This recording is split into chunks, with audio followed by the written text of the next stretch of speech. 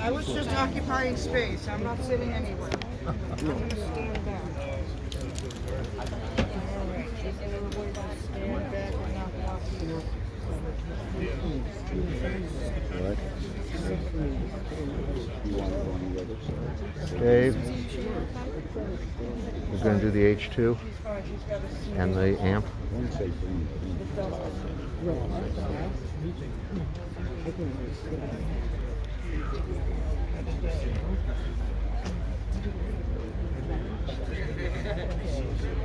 Hold on, one day. Yeah.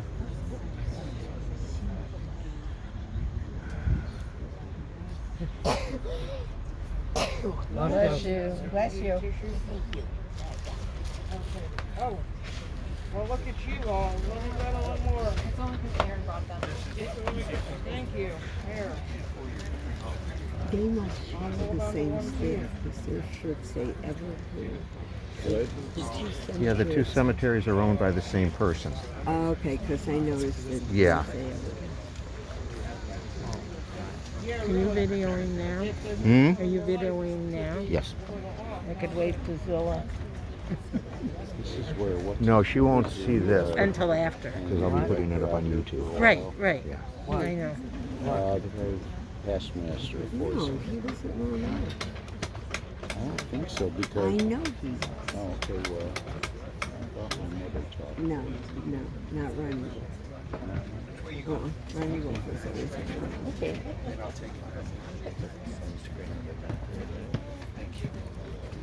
Every time I see a horse, every time I see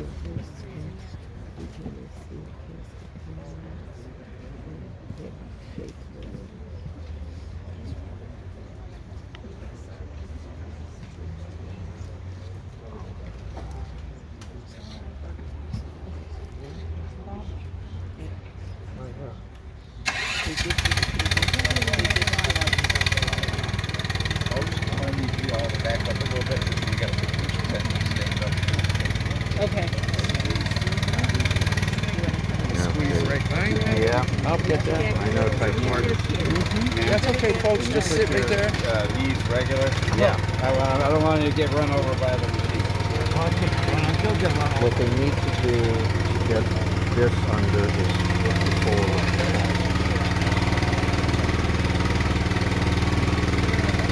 Okay, I'm going to lift this up behind you. You just want to see. Good. Glad watching the feet over there.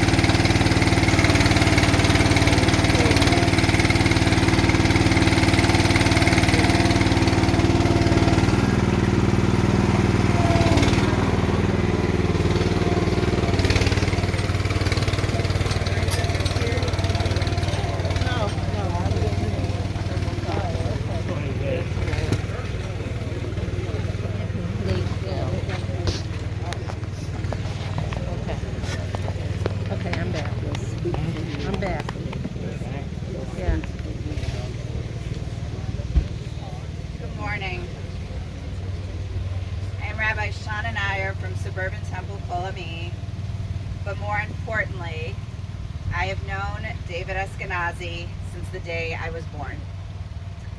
And I'm pretty sure it was 2 days after I was ordained that he booked me for today. Most of my parents' friends were asking me to renew their vows on their 36th or 50th anniversary, but Dave looked at me and said, "You will do my funeral." And so I am here today fulfilling that promise and that request he made on that day and pretty much every day after that when he saw me. It is my honor to be with all of you as we gather together with Dave's family to comfort them as they mourn his loss and celebrate his life. We remember Dave and join our hearts together and give comfort and strength to his family. Mourning is a time filled with many emotions and memories, both bitter and sweet. We begin our service with recitation of prayers, psalms, and readings, thus linking Dave's life with the millennial-old tradition of the people of Israel and the eternity of God. For our first reading, Psalm 23, it is my honor to call Rabbi Scott Rowland of Shari Tikva, Dave and Jossie's spiritual home.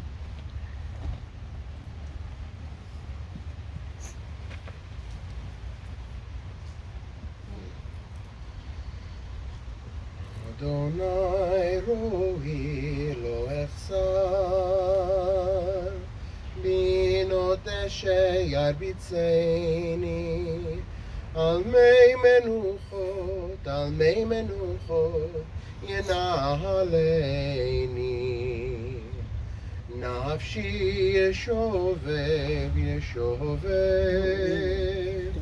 yancheni b'maglei tzedek ינחני במגלי צדק למען שמו גם כי אלך בגיא צל מוות לא אירא רע כי אתה עמדי שבטך ומשענתך המה ינחמוני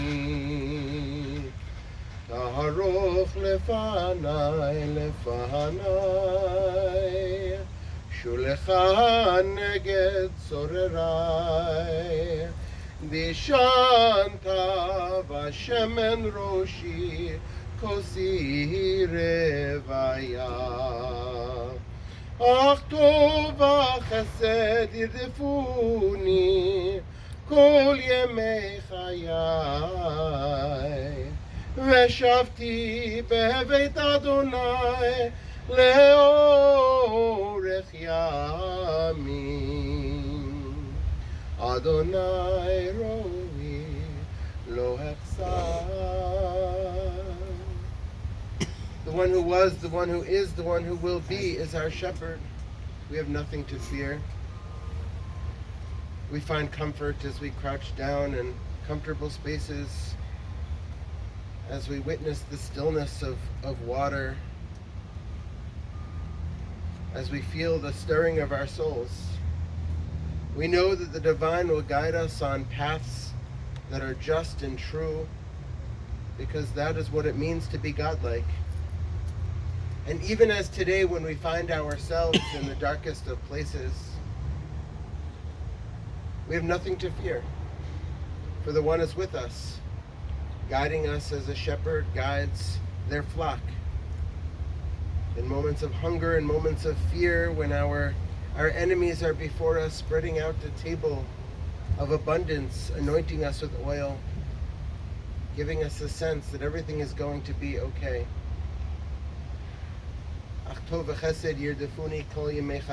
May it be that only goodness and loving kindness as large as Dave's heart, as broad as his smile, should be with us always. And may we be all blessed to dwell in God's house forever. Amen.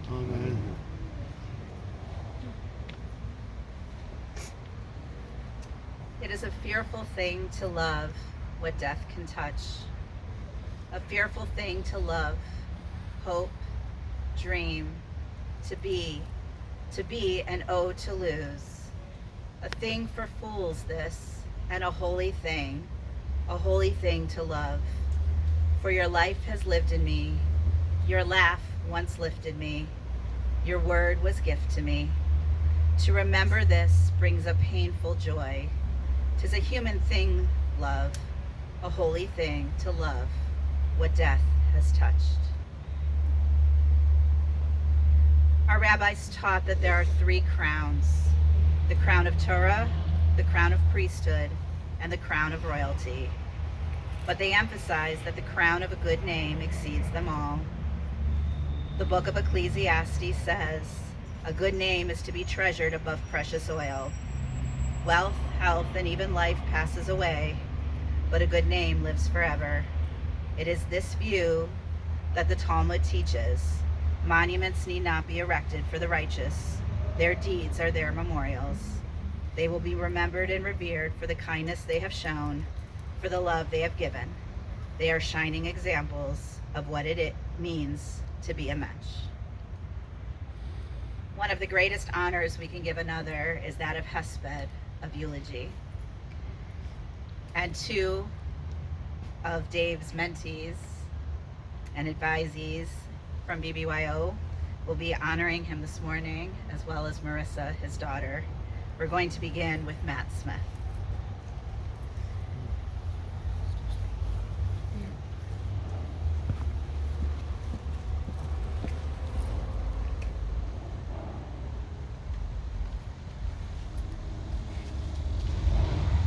Thank you, Rabbi.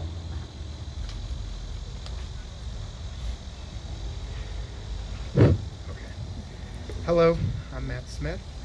For those who don't know me, Dave was my advisor from 95 through 99. I want to start by thanking Jocelyn, Adam, Marissa, and Erica for the great honor of being asked to speak. To say that Dave was a pillar of the Northern Ohio B'nai B'rith is an understatement. Big Dave indeed. Not just big by stature, Dave's the biggest mensch I know.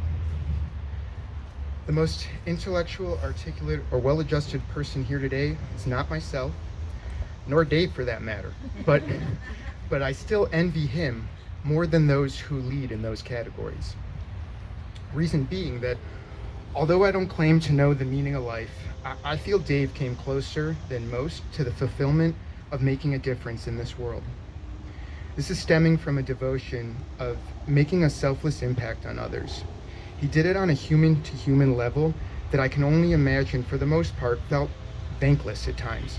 And this is natural when dealing with teenage boys. I have many similar stories to the Berger alum that are here today, where Dave saw something in us that others just may not have. He was determined to shepherd so many Jewish teens and bringing out the leadership skills they possess in the adversity of adolescent insecurities. We're talking about countless chapter level board meetings and trainings. It went well above the organization's expectation put on advisors.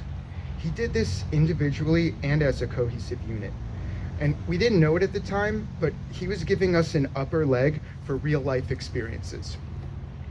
His demeanor was always that although he was one to joke around with, while under his watch, he was the advisor and not a friend.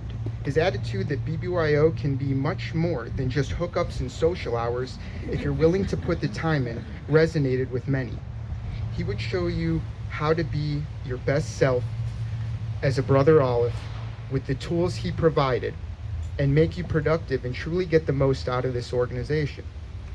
He made it clear in Berger that board positions were not to be a popularity contest. He really built a well-oiled machine.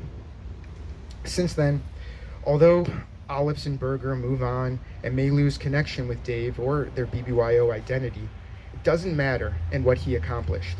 These countless volunteer hours, they were the laying of a foundation in turning countless Jewish boys into accomplished Jewish men now, as husbands and fathers in multiple Jewish communities and many facets of commerce. As the decades pass, he takes great pride in his boys' accomplishments. He's always commenting on social media posts how proud he is of our accolades. He moved from an advisor to friendship role with a large pool of Berger alum as we become adults. We show our gratitude with BBYO retirement parties, scholarships, acknowledging his mark in AZA basketball as well. But I know I am not alone in wishing we could tell him one more time what he means to us. He attended our weddings, our son's brisses. He was there when we had health scares. He was there with that big bear hug we needed when we buried friends and family. And now we need that hug more than ever. I have one personal story that I feel compelled to share, mainly because me and Dave, we somewhat lost touch during the pandemic. And now, obviously, I have major regrets for making the excuse of life getting in the way of staying connected.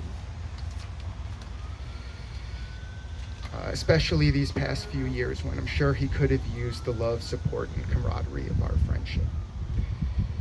I was a BBYO late bloomer, not very active till end of sophomore year. Parents struggled to understand what I was getting out of it when I had an active high school athletic and social life and loved summer camp.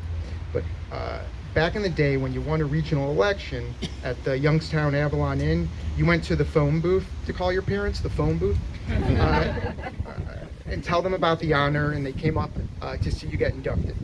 So although my parents didn't have another obligation, I just didn't push them on showing when I called, and they didn't come or really understand. It was as though Dave, he sensed my pain, acted quickly, saw my change in emotion, pulled me aside, and after some tears, he got out of me what was wrong. He fixed it. He fixed it before it snowballed and was there to tell me how proud he was after inductions when all the other parents were doing the same. My parents came to understand, and my mom was there to see Dave's speech the next year when he presented my life ceremony. So don't get me wrong, my parents were not indifferent. It was just that they didn't get it. But he made sure they did. He made sure. And that meant more to me than I ever got to voice to him. He never was replacing parents' abilities or love, but he knew how to react in filling necessary voids. As a parent now, I've learned that if anything, he had so many parents' backs as an advisor in areas that teens will not give mom or dad that opportunity to do so. So although he may have at times made his own family sacrifices, it was not in vain. It was for a greater good. I needed it then, and many others of his lessons to be who I am today. And it hurts that I never got to tell him that and fully express my appreciation and gratitude for having Dave in my life. So if anyone else here has anything that they're holding on to that they wish they could have told him, I really hope that my words help in finding your closure as well. That's it. Thank you.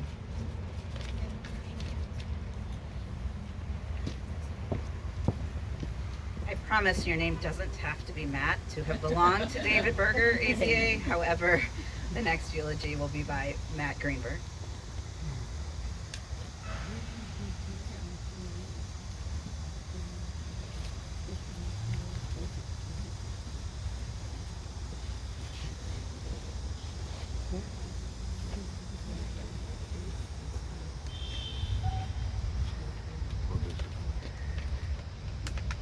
Good morning, everybody.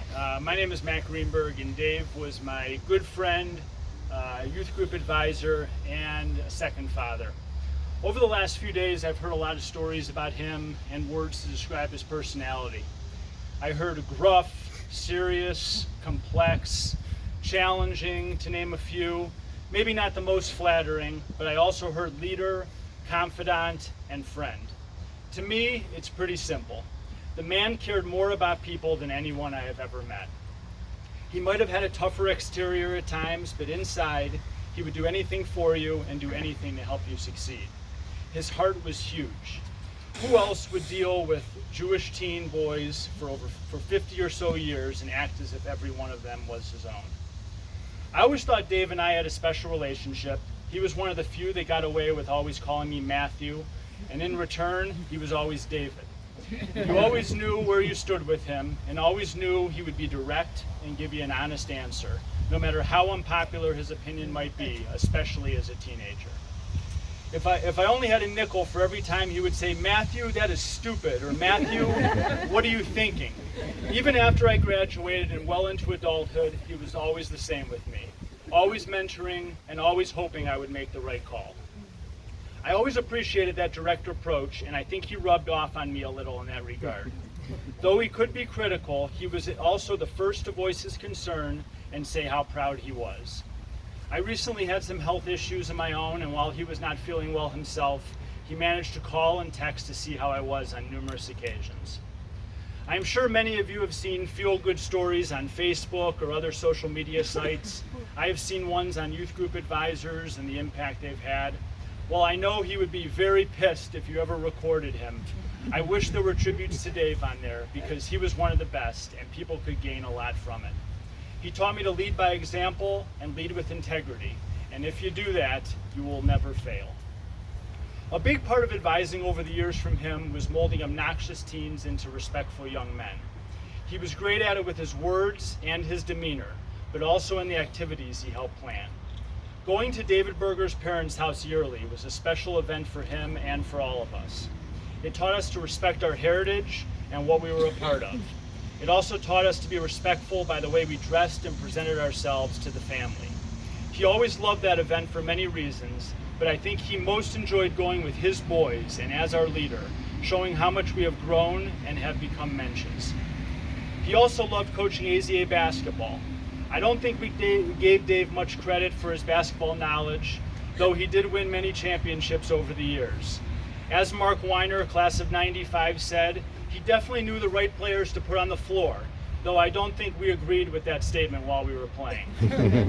I was at the Cavs Arena a few months ago for an event, and coincidentally, the AZAA championship was going on.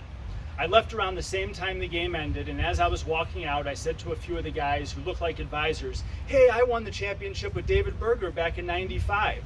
They said, "Was Big Dave your coach?" I said, "Yes," and they said, "That guy is awesome." These guys were not even in Berger or an advisor for them, and they knew how great Dave was. It just shows the impact he had for so many. One of our favorite events of the year was our annual camp out at Punderson State Park. Dave was always there and always pulled an all-nighter, most likely to make sure us boys did not burn that down the state park. One year, he stayed up all night talking with Evan DeVore in a class of '96 about World War II. It was a very strange conversation for all of us at the time, but if you knew Evan and Dave well, you look back and say, it makes complete sense. He had a wealth of sometimes useless knowledge to share with us, and I think he always enjoyed those serious intellectual talks. Sunday meetings were also great. We had huge turnouts in Berger, and Dave would sit in the back with a straight face, arms crossed, making sure we were doing the proper procedural things. I remember one Sunday night when Adam Miller and Matt Kaplan, class of '96, interrupted the meeting, tore off all their street clothes, only to be wearing brush wrestling attire, and started wrestling in the middle of the floor. We all looked at Dave real quick, worried he would get so mad. He burst out laughing so hard and nonstop that we were really concerned for his well-being. We talked about this with him a few years ago, and he still said it was one of his favorite meetings of all time and how he still laughs at the thought of it. I'm sure he is even laughing now. Despite him being serious a lot, he had a great sense of humor and he appreciated a good joke. Dave will always be known in these parts as the best AZA advisor of all time. But I know how much he cared about his first family, Jocelyn, Adam, Marissa, and Erica. You all sacrificed a lot to have him be a part of our lives, and I know I can speak for every Berger boy when I say thank you very much. A few years ago, we went to lunch, and like we always did in the later years, we talked about our families. No matter what his kids were going through in their lives, he was always proud of their perseverance and proud to call them his own. He never shied away from telling it like it is, but he never stopped caring and would do anything for the people he cared about. I will miss him dearly, but our memories and the way he conducted himself around us will always be with me and help me in my life. I am proud to say that I would not be the man I am today without him. Rest in peace, big guy. We all love you. Thank you.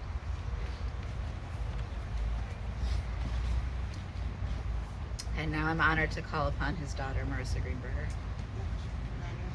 Leonard. Leonard. Sorry. I know, I do it all the time. Everybody's their neighbor. Sorry.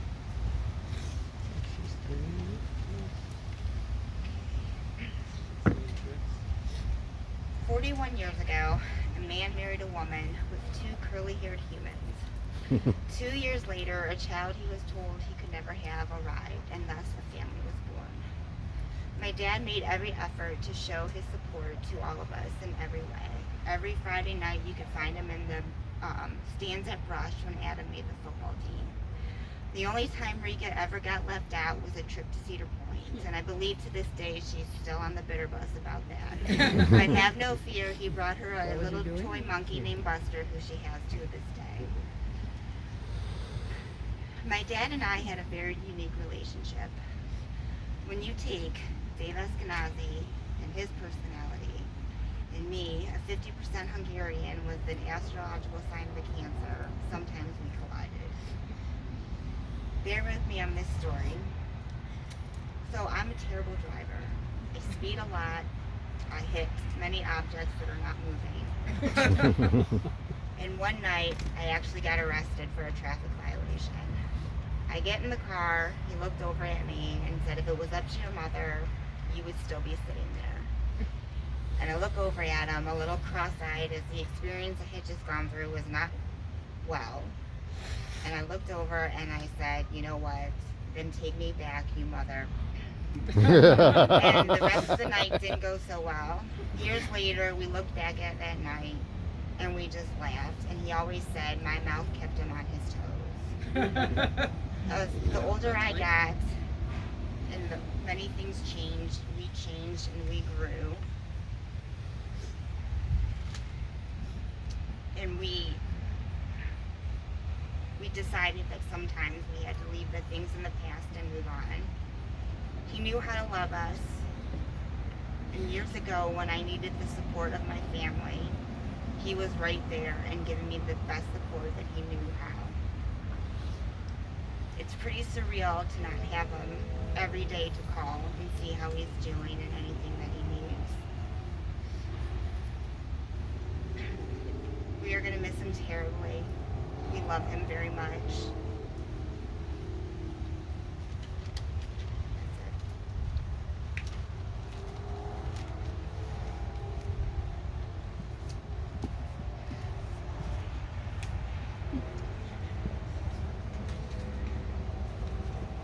As we approach Shabbat, I'm reminded of one of my favorite stories. It's about a king who has just become king.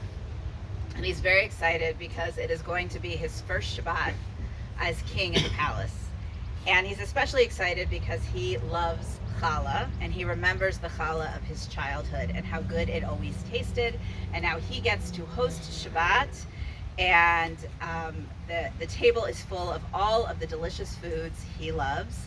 And there is a huge challah in the middle of the table, and it looks just like the challah of his childhood. And they say the blessings, and they end with motzi, and he digs into the challah, and it tastes nothing like the challah of his childhood. And he starts to get really angry and frustrated, and he decides that he is going to go talk to his bakers for the next week, and he is going to tell them that they need to search the kingdom for the best ingredients, the best flour, the best eggs, the best of everything. And they need to try again, and he has the recipe from his grandmother from the childhood, and he must follow it exactly. And he is looking forward to it all week, and the week approaches, and the challah looks beautiful, just like the challah of his childhood. And they say the blessings, and he goes to eat it, and it tastes nothing like the challah of his childhood, and he can't understand it. And he gives his bakers one more chance, and he says, you have to go. If you have to leave the kingdom, I don't care. Go as far as you need to get the best of everything. And he's looking forward to it all week, and the same thing happens as the week before. And as Shabbat is ending, he is walking through the palace, and he's walking through the kingdom, and he is looking just so sad. And he runs in to a young woman And she says to him, "Why are you looking so sad?" And he explains the whole story about the challah and the ingredients and all of the effort. And she says, "Well, my grandmother makes an amazing challah. Why don't you come back and she'll give you some and you can see if it tastes like the challah of your childhood." And he goes and he tastes the challah and he's like, "It's exactly the same. How does she do it?" And the grandmother says, "I made it probably just like your grandmother. The missing ingredient from your bakers was love." In the recipe of life, Dave Eskenazi always brought the love and always showed it in his unique Dave way. Dave has friends he has known most of his life and longer than some of his family. My father, Mark Nyer, and Dave became friends in high school, and no matter where life took them, that friendship never wavered. There are many fond memories from high school. Some I can even share this morning. Like the time they were staying at a friend's house at Geneva on the lake and forgot the keys to the house. Dave was the only one thin enough to fit through the milk chute to open the door. Yes, he was not always Big Dave. And there was the time that Dave and Mark and their friends went out drinking. And although Mark was more sober, the key word being more, Dave insisted on driving home. They were parked in a garage, and Dave backed into one parked car, pulled forward into another, backed into yet another, and scratched a final one all before exiting the parking garage. And Dave's only real concern was how mad George would be when he got home. And then there was the sweet side of Dave. When Mark's sister came back from a particularly horrible evening of babysitting, Dave insisted they go out for food to make her forget about it. Dave and Mark's friendship grew as their families did, and I have some very lovely memories of our families getting together to hang out when we were growing up. They often involved Trivial Pursuit, and nobody could beat either Mark or Dave. Both fountains of useless information. Mark was not Dave's only lifelong friend, and that was because his hearty laugh and huge smile wrapped you in love, and you knew he cared. Dave was very family-oriented and grew more so the older he became. When he married Jossie, he was enveloped into her family. Even if it was overwhelming at the first, he came to love it, and it brought him closer to his own family. And when they married, and then had Erica, Dave's best birthday surprise ever, there were no steps or halves in this family. All three were Dave's kids and each other's siblings. And Dave did his best to ensure as much family peace as possible. When he made French fries or tater tots, he would count how many he made and dole them out evenly so there was no bickering. There was also the calendar of chores to ensure everyone had an equal amount of dishwashing and trash removal each month. In these little ways, Dave offered his gift of love. He also offered love when he took you shopping. He was the definition of a well-dressed man.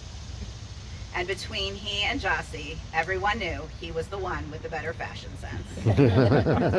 He took all the kids and Jossie shopping for clothes, and no purchase was final without Dave's approval. In fact, until the end, he told the story of how lucky Jossie was that he went on their first date. Apparently, she had a pair of jeans that he loved and thought were amazing on her. However, she showed up in an outfit that he deemed frumpy. He always said it was a sign of how much he already loved her that he still took her out that night. For over 40 years, and through life's ups and downs, Dave and Jossie made quite a team, laughing, teasing, and loving each other. In addition to friends and family, as we've already heard this morning, Dave's other great love was AZA and the man of David Berger. I want to read to you one of the Facebook posts in tribute of Dave.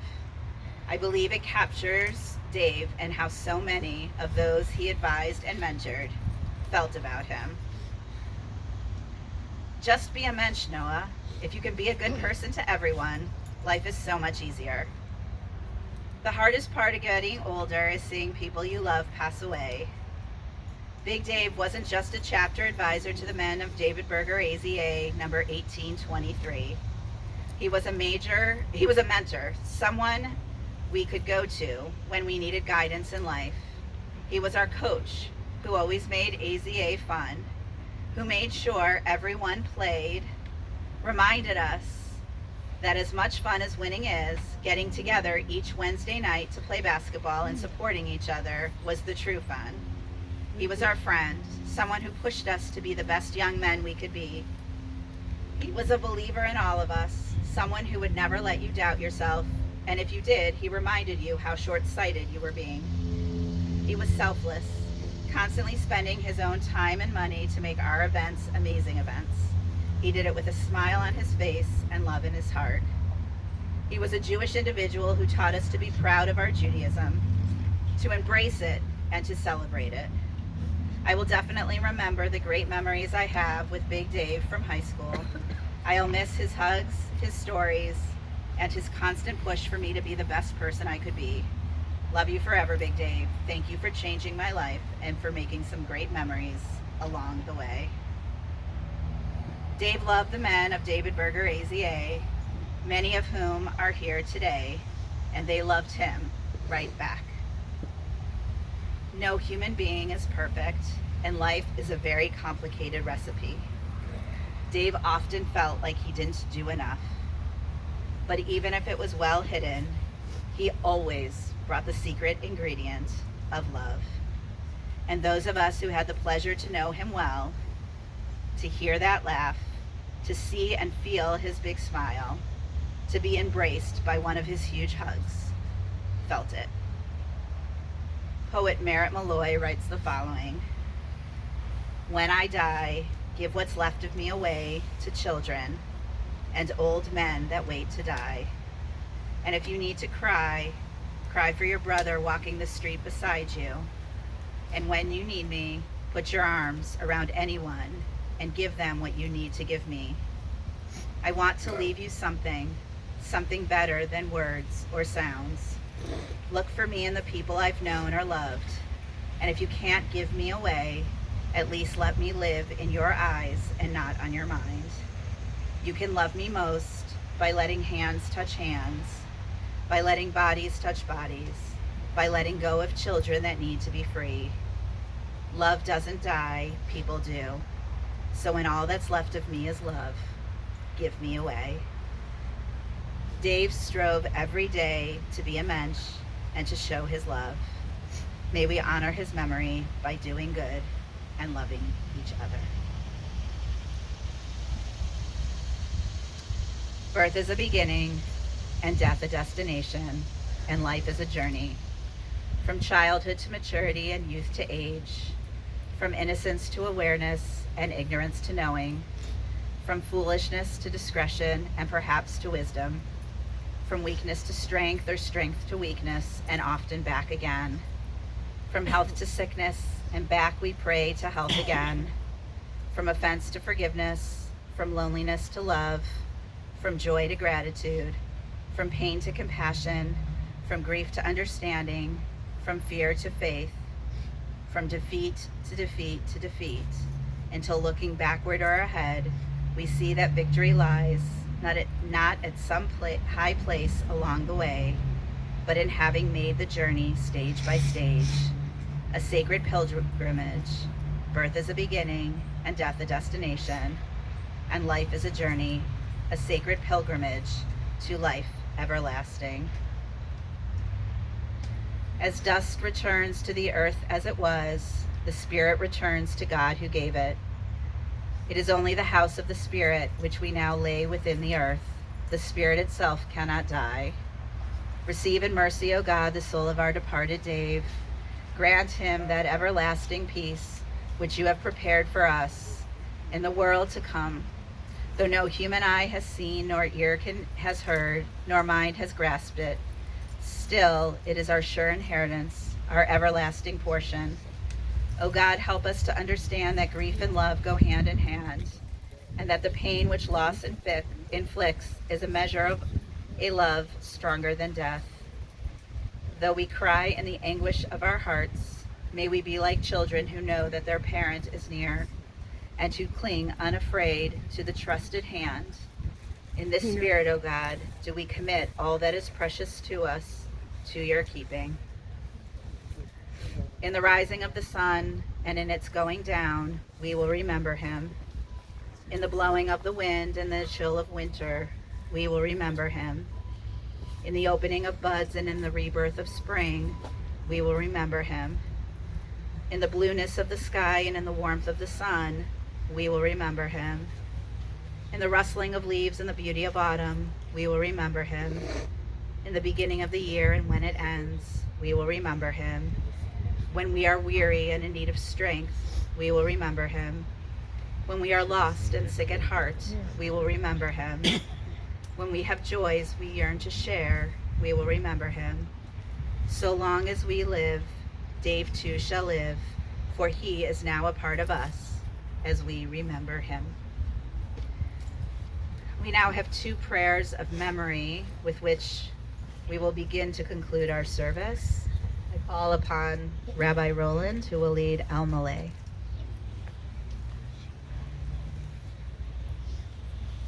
Please rise if you are able. No, stay. Stay. No, Don't it's get okay. up. You're allowed to sit. It's You're okay. not going over there at all. No, sit. Just sit there. Sit. Just relax. That's right.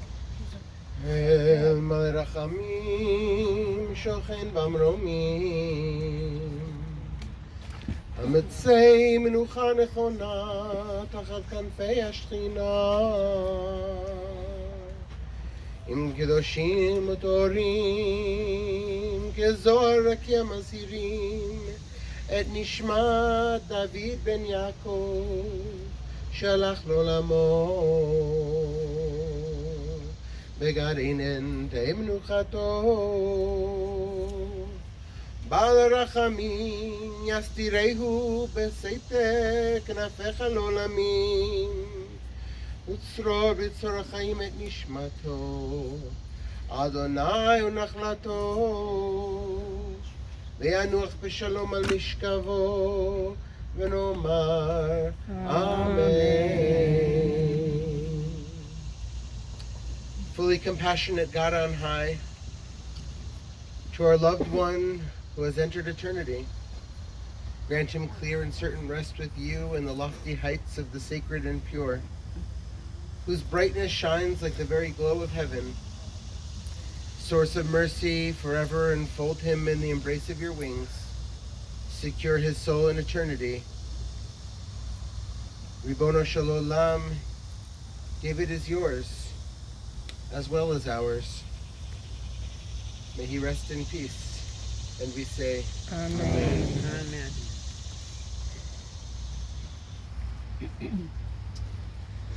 May the love of the eternal connection and may the love and eternal connection of our souls give us strength as we turn to recite the words hallowed by time, sanctifying the name of God as we honor the memory of Dave with the words of Kaddish Yatom, the mourner's Kaddish. Yitkadal v'yitkadash shmei Rabbah, v'yamad yivrat yirutei v'yamliv malutei, v'chayechon v'yomechon v'chayei d'chol Beit Yisrael, b'agala v'zman kariv v'imru. Amen. Yehei shmei Rabbah l'morach le'olam le'olam. Yitbarach v'yishtabach v'yitpa'ar v'yitramam v'yitnaseh, v'yitadar v'yitaleh v'yitalal shmei t'kudisha b'richu. Le'ela minkol birchata v'shirata, tushmachata v'nechamata, damiran v'yamav nimru. Amen. Yehei shlama rabba min shemaya, v'chayim aleinu v'al kol Yisrael, nimru. Amen.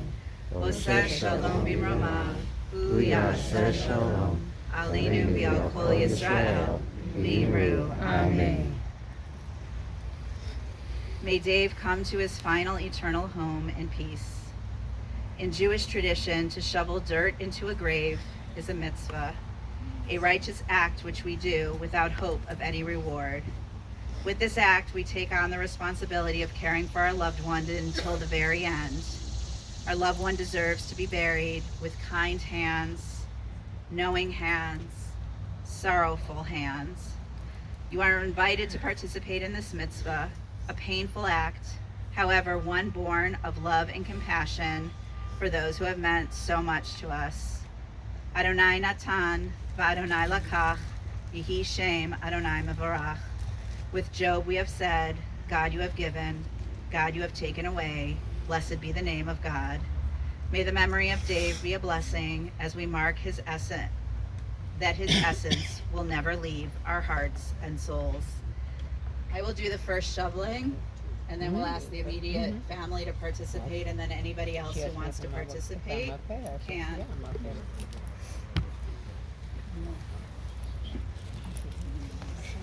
I know you're not going over there. No, he's not. I know you're not.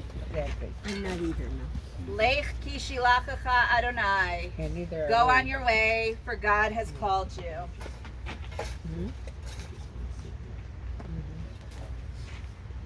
Lech Adonai yihya imach. Go on your way, God be with you.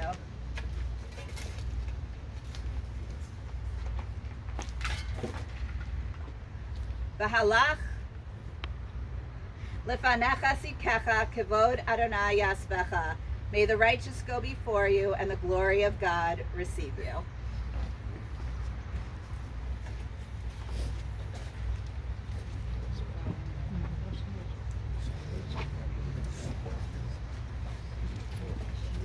I know we're not doing that. No.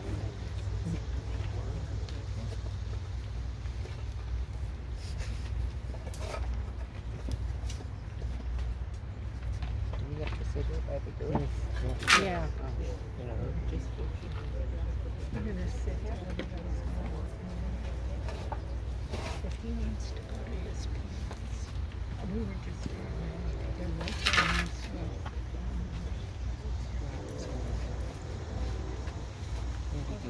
But by the time he walks there, he has to walk there. So he's got to great. So Before the rest of you shovel, we're going to say these words to the mourners. Hamakom, Hamakom, Yenachem, Yenachem, Etchem, Etchem, B'toch, B'toch, Sha'ar, Sha'ar, Avalei, Avalei, Sion, Sion, Yerushalayim. Yerushalayim. May God console you May God console you with all who mourn with all who mourn in Zion and Jerusalem. in Zion and Jerusalem. Now go forth in peace Now go forth in peace to life. to life. Like, what are your thoughts? No, they're not going. They already said they're not going to shovel. If that's what you meant, they already said it. You want to go with Fawn? No, absolutely not. That's not what she said. Riding will do it. So, If she's included. I'm assuming somebody's bringing dinner in, doing something. Yes. Yeah, lunch is already there from Okay, Family well- Club. Everything's. Okay, so did, We like, included them. Oh yeah. okay, just let me know who I owe money to. Let you know. Yeah. Okay. All right. Yeah.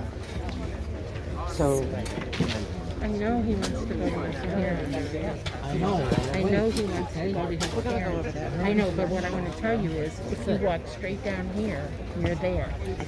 Because if you take them to the car, then they have to walk back.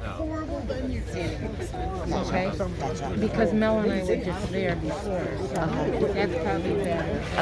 Okay? yes, thank you. All right. Yeah. That's what I just told Jackie. It's straight down his road. Okay, do we want to try and go do that?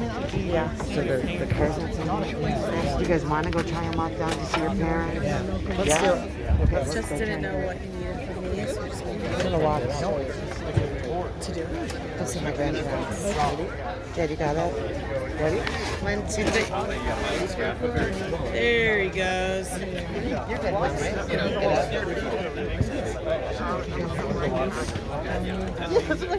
so we're gonna try and walk.